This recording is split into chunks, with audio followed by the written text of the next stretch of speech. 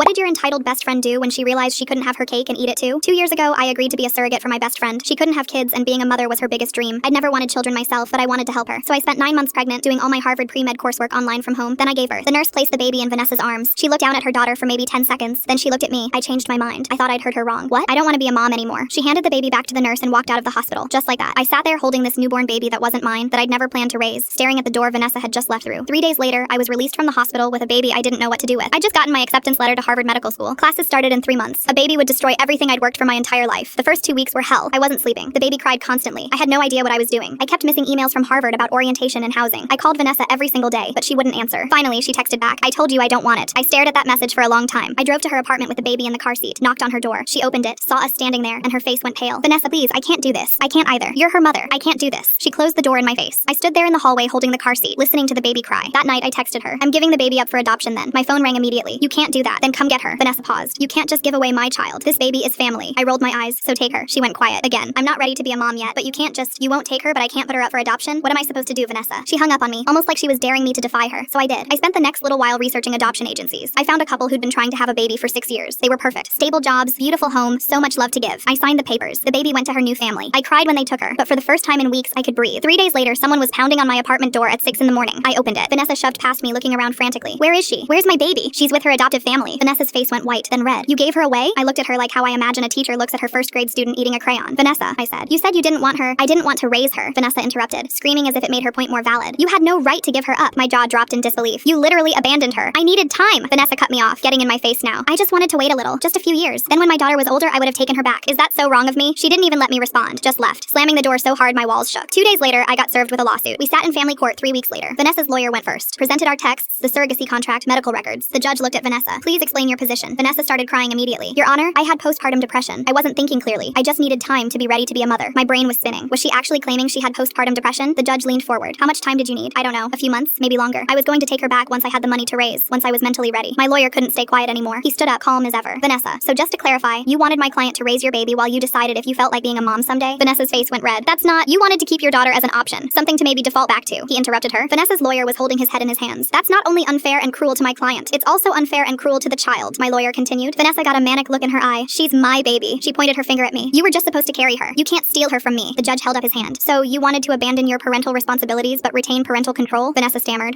That's not. I just needed more time to prepare." The judge looked down at the papers in front of him. "The adoption is legal and binding. Case dismissed." He struck his gavel. Vanessa stood there frozen, staring at me with pure hatred. Then she stormed out without saying a word. I thought it was over until 2 days later the adoptive parents called me. Vanessa had found their address and tried to break in the middle of the night to steal the baby back. She failed. Now she's arrested, facing 5 years in prison. I might show up to her trial with a bag of popcorn.